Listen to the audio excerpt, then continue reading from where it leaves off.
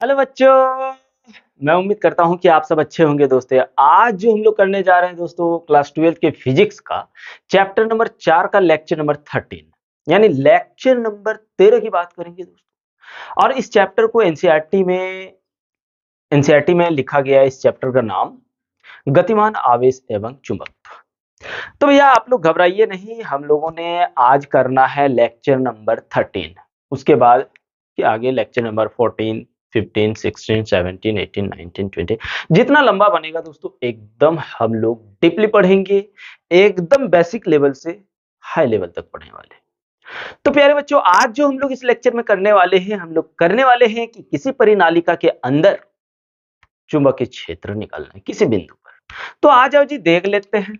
ठीक है, पहले हम लोग और यहाँ पे एक बात बता दे रहे, एम्पियर के परिपथ नियम को यूज करेंगे, तो उसको भी साथ में हेडिंग में लिख लेते हैं। आइए लिखेंगे दोस्तों, एम्पियर एम्पियर के परिपथ। वाह क्या बात है। परिपथ के नियम का उपयोग कर उपयोग कर हाँ, आदर्श आदर्श परिनालिका। अब आप लोगों के दिमाग में चल रहा होगा, सर ये आदर्श परिनालिका क्या है? तो भैया आदर्श परिनालिका को हमने समझाया हुआ है, और एक बार यहां फिर से लिख देते हैं। आदर्श परिनालिका जो होता है एक अनंत लंबाई का होता है। किसका? अनंत लंबाई का। अनंत लंबाई का होता है मेरे प्यारे बच्चों। तो क्या लिखे? एम्पियर के परिपथ नियम का उपयोग कर आदर्श परिनालिका के अंदर अंदर चुंबकीय क्या भाई? क्षेत्र निकालना। तो सबसे पहले हम लोग एक काम करते हैं, एक आदर्श परिनालिका बनाते हैं। आदर्श परिनालिका में क्या होता है प्यारे बच्चों? आदर्श परिनालिका में होता है कि लंबाई जो होता है उसके त्रिज्या से बहुत बहुत बहुत बहुत बड़ा होता है। अगर लंबाई 1 मीटर का अगर लूं तो उसकी त्रिज्या कितना आएगा तो याद रखना 1 मिलीमीटर के समान आएगा, बहुत छोटा। तो चलिए हम लोग एक काम करते हैं, सबसे पहले एक परिनालिका को बनाते हैं। और परिनालिका को जो हम लोग बनाने वाले हैं प्यारे बच्चों, वो हम लोग बनाने वाले हैं किस में? 2D में, यानी द्विबिंब में बनाने वाले हैं। तो आ जाओ बनाते हैं।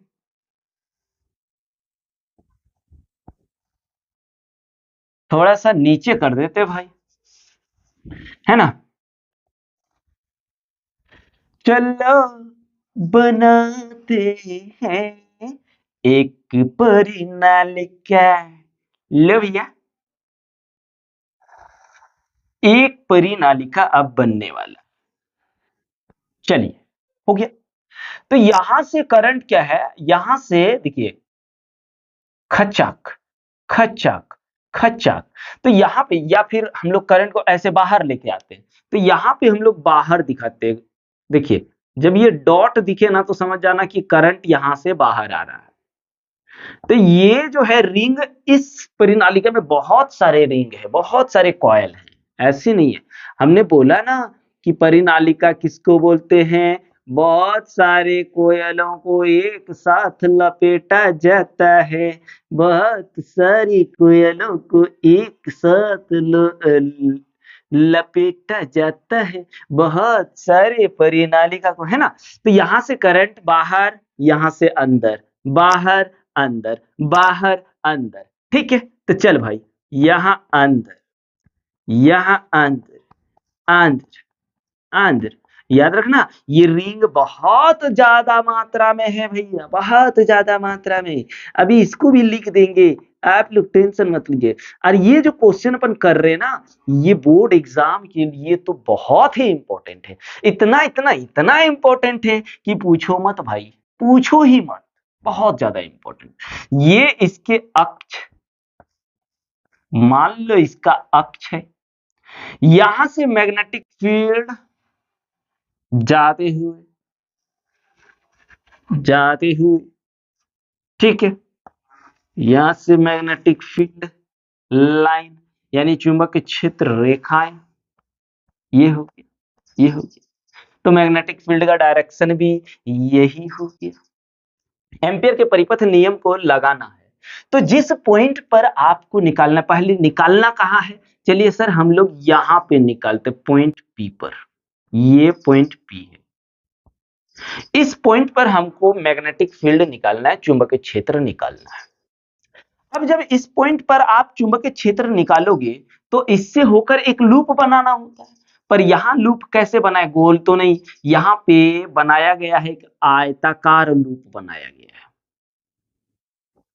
कैसा, एक आयताकार। चलो पहले एक आयताकार लूप बना लिया, थोड़ा और एक बार इसमें ये कर देते ताकि दिखेगा आप लोग।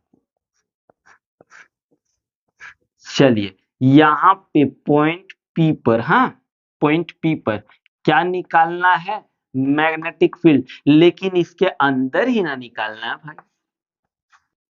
अब इस लूप का कोई नाम लिख लेते हैं, इस लूप का नाम ये ए हो गया, ये बी हो गया, ये सी हो गया, ये डी हो गया।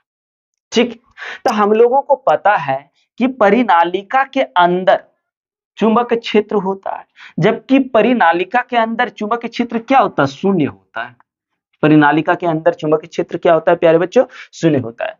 तो यहां से आप देखिए बाहर जा रहा है, बाहर, ठीक है, कैसे, अंदर अंदर। तो करंट का डायरेक्शन कैसे लेना है, ऐसे याद रखना, नेगेटिव और ये पॉजिटिव, तो पॉजिटिव को ही देख करके लिया जाता है। चलिए ऐसे, करंट अंदर, मैग्नेटिक फील्ड का डायरेक्शन कैसे, ऐसे, ये ना है मैग्नेटिक फील्ड का डायरेक्शन भाई, सर यही है मैग्नेटिक फील्ड का डायरेक्शन। तो हम लोग क्या करेंगे, एक छोटे से अल्पांश काटेंगे कहीं पे, तो अल्पांश काट लिए, चलो डीएल, ठीक है, दिखाओ चाहे नहीं दिखाओ कोई जरूरी नहीं है। अब तब यहां पे कुछ एजम्पशन लिखना होगा, चलिए यहां पे कुछ एजम्पशन लिखते हैं हम लोग।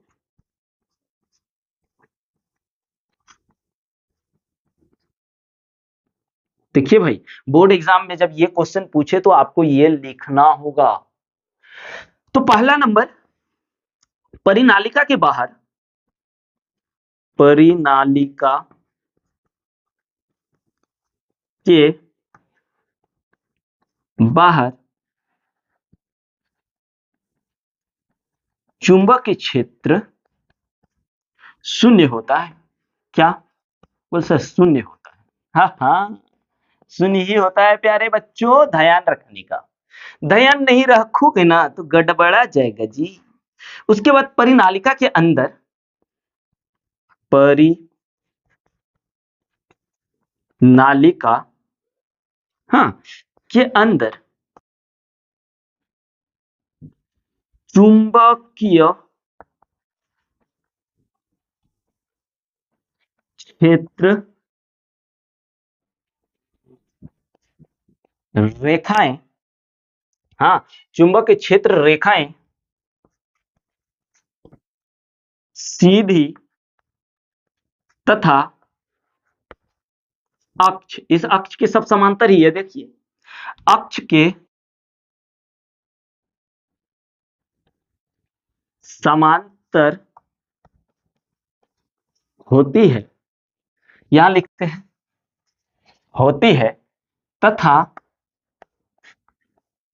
प्रकृति में, प्रकृति में समरूप होता है।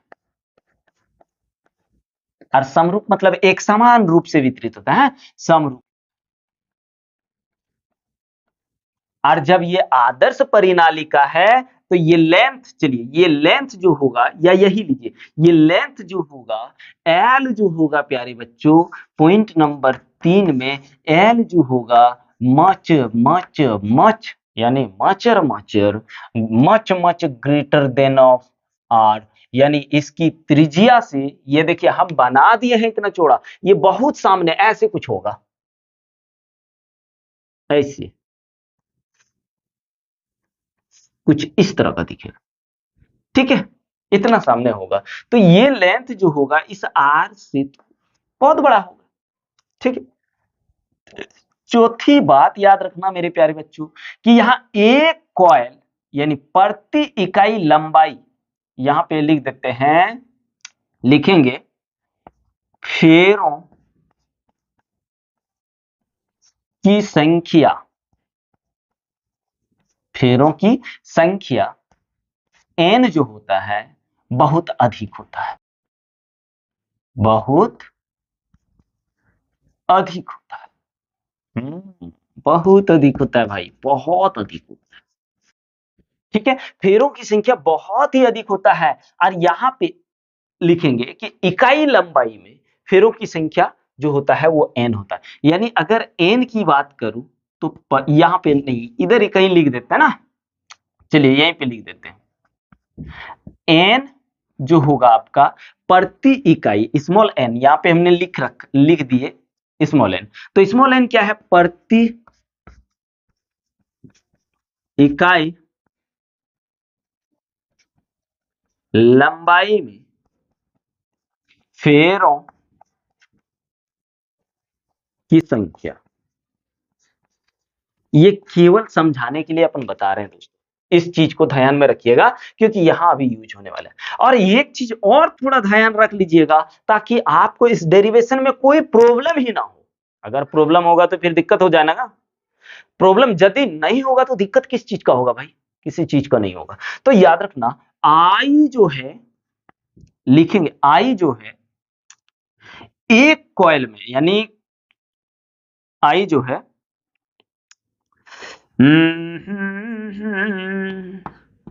एक फेरों के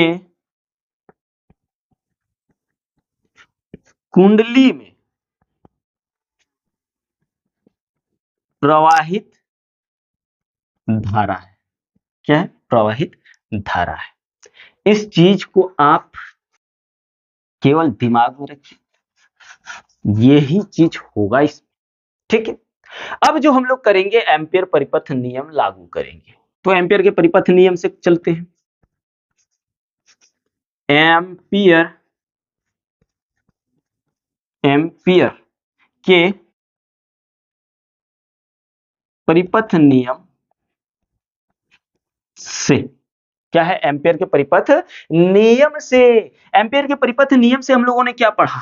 close integral B d l is equal to mu not I जो लेंगे टोटल अंदर का करंट लेंगे तो यहां पे हम इनसाइड लिख देते हैं, आई एन इनसाइड, या फिर आप अंदर लिख सकते हैं, अंदर।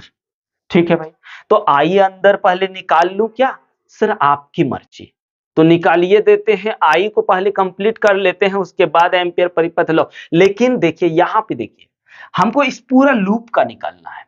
तो A B C D A loop क्या बन जाएगा? A B C D A. यहां पे थोड़ा सा लिख देते हैं। अगर एम्पियर लूप की बात करूं, एम एम्पियर एम्पियर लूप क्या बन जाएगा? A B C D A. इसी में देखना है हमको। तो चलिए हम लोग टोटल इसका मैग्नेटिक फील्ड निकाल लेते हैं। चलिए, तो ये टोटल का निकालेंगे लूप का, तो इसका क्या हो जाएगा? यहां तो नहीं बनेगा भाई, थोड़ा स्क्रीनशॉट ले लो, ले लो फटाक से ले लो, बना दे रहे हैं उसके बाद। चलो ले लिए। अब हम लोग इसको मिटा दें। हाँ मिटा देते हैं।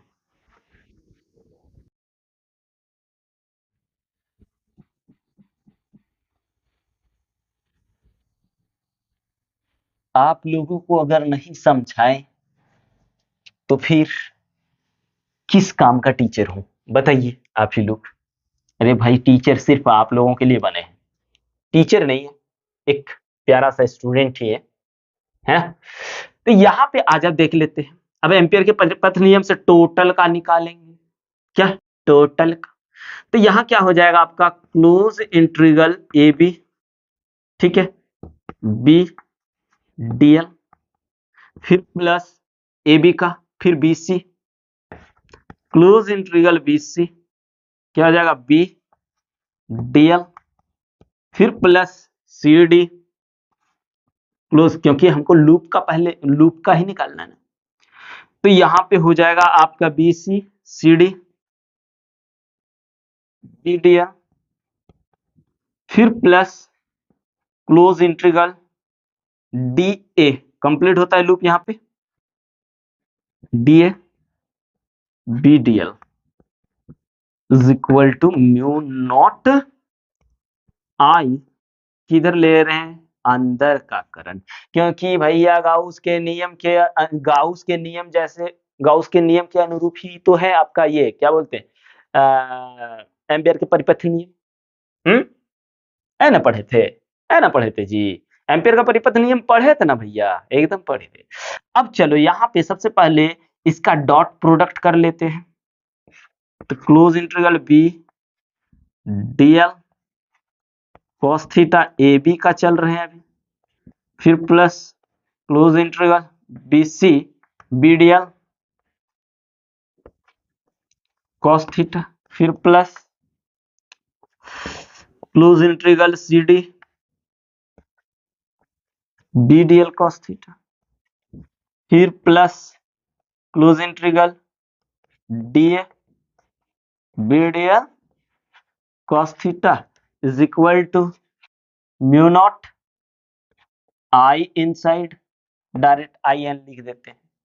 अब यहाँ पे देखिए इस ए बी में जिस डायरेक्शन में करंट होती है उसी डायरेक्शन में आपका क्या होता है भैया, उसी डायरेक्शन में डीएल का डायरेक्शन होता है। तो बी और डीएल का डायरेक्शन देखिए सेम है, तो यहाँ थीटा कितना हो जाएगा, 0। क्लोज इंटीग्रल ए बी, आहा टूट गया जी, close integral A B B D L cos 0 degree, फिर प्लस इसमें बीसी में चलते हैं, बी सी ऊपर की ओर देखिए इसका ये क्या है, परपेंडिकुलर, यानी यहां थीटा कितना आ जाएगा, 90 डिग्री। यहां हो गया क्लोज इंटीग्रल बी सी, आपका हो गया क्या जी, B D L cos 90 degree, फिर plus close integral C D. सबसे पहली बात तो सी डी बाहर में है और बाहर मैग्नेटिक फील्ड 0 होता है, तो कुछ नहीं दिमाग लगाना है, यहां डायरेक्ट 0 कर देना है, क्या B D L cos theta लगा दो, दिमाग का है उतना यूज करेंगे, जितना करने का है उतना करिए। अब डीए देखिए, डीए कैसा है, 90 डिग्री, इस लाइन की क्या है ये, 90 डिग्री है, क्या है 90 डिग्री है, तो यहाँ पे आ जाएगा, अरे यार क्या आज हो रहा है, यहाँ पे क्या आ जाएगा, B D L cos 90 degree बराबर क्या मिला दोस्तों, म्यू नॉट आई इनसाइड। अब cos 0 डिग्री का मान कितना हो गया, 1, तो यहां मिला हमको close integral B D L, cos 90 degree का मान 0, खत्म, ये 0 से गुना कर दिए तो सब हो गया 0, खत्म, cos 90 डिग्री का मान 0, तो ये भी खत्म, मिला है म्यू नॉट आई इनसाइड। ये तो भैया एम्पियर के परिपथ नियम को ही यूज करें। अब बी हर जगह कांस्टेंट होगा, हर जगह इक्वल हो जाएगा, तो बी को बाहर, क्लोज इंटीग्रल ये था ए बी ना, ए बी, तो यहाँ क्या आ जाएगा भाई, close integral A B, B को बाहर कर दो, तो यहाँ आया आपका D L is equal to mu not I inside. अगर डीएल का इंटीग्रेशन करें दोस्तों तो क्या मिल जाएगा, एल मिल जाएगा, तो बी इंटू एल बराबर म्यू नॉट आई इनसाइड, ठीक है। तो B इज इक्वल टू क्या आ जाएगा, B इज इक्वल टू आएगा mu naught I inside upon L. अभी तो भैया यहाँ पे आप समझिए, हमको क्या चाहिए, आई इनसाइड, अंदर कितना करंट है वो निकालना है। थोड़ा स्क्रीनशॉट लो, अंदर आप करंट निकालते कितना है देख लेते हैं, ले लिए 1 2 3 4 5 6, चलो देखो भाई फिजिक्स है, फिजिक्स, अरे तार का है यहाँ वहां। अब हम लोग लिख लेते हैं, थोड़ा सा लिखेंगे भैया कि प्रति इकाई लंबाई में फेरों की संख्या कितना है, n है, लिखते हैं चूंकि एक एक नियम यूज करो ना, प्रति इकाई लंबाई में फेरों की, इधर ही लिखते जी, संख्या क्या है, n है। ठीक है, प्रति इकाई लंबाई में फेरों की संख्या को हमने क्या माना, n माना हुआ है। तो आप बताइए l लंबाई में, ये डिस्टेंस आपका l है, ध्यान दीजिए ये डिस्टेंस l है, ये भी आपका l है। तो सर ये क्यों नहीं ली, ये यूज ही उतना नहीं हो रहा है, जहां ये वाला लाइन तो जीरो ही हो जा रहा है, इसलिए हम लोग इसको यूज नहीं कर रहे। ठीक है, n है। तो बताइए l लंबाई में कितना फेरा आ जाएगा, तो l लंबाई में फेरों की संख्या कितना आ जाएगा भाई, n l आ जाएगा, आएगा कि नहीं। अब यहां देखिए कि एक फेरा में I करंट फ्लो हो रहा है, लिखिए एक फेरे, चूंकि एक फेरे में I धारा प्रवाहित हो रही है, हो रही। ठीक है, तो NL फेरे में, इसलिए NL फेरे में कितना आ जाएगा, फेरे में NIL धारा प्रवाहित होगी, प्रवाहित होगी कि नहीं, बिल्कुल होगी। तो यहां तक तो चलो ठीक है, इधर बिठा देते हैं, सिर्फ मेरा जो है उसको रख लिए। अब तब ये टोटल धारा कितना I इनसाइड क्या आ जाएगा, इसलिए I इनसाइड जो हमको मिलेगा क्या मिल जाएगा, NIL मिल जाएगा। इसलिए मैग्नेटिक फील्ड क्या मिल जाएगा प्यारे बच्चों, तो सर मिलेगा म्यू नॉट NIL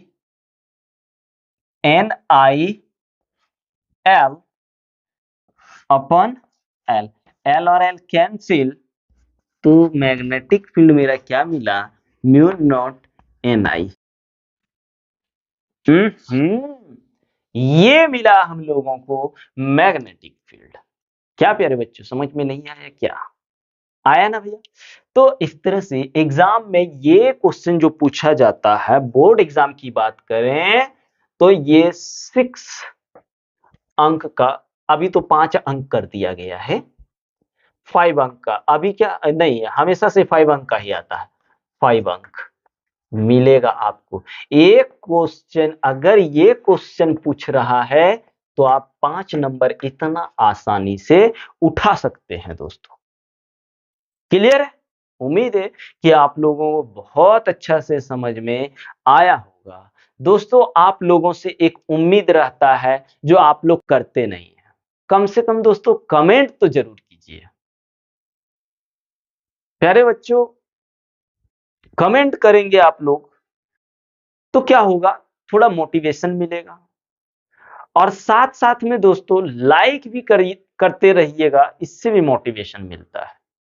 और यदि आपके दोस्त हिंदी मीडियम से जेई नीट और बोर्ड एग्जाम की तैयारी, जेई अगर मैथ के हैं तो जेई का तैयारी कर रहे होंगे, बायो का है तो नीट का तैयारी कर रहे होंगे, और साथ साथ में बोर्ड का भी तैयारी कर रहे होंगे, तो उन दोस्तों को जरूर शेयर कीजिएगा। ठीक है प्यारे बच्चों, तो ले लीजिए इसका स्क्रीनशॉट।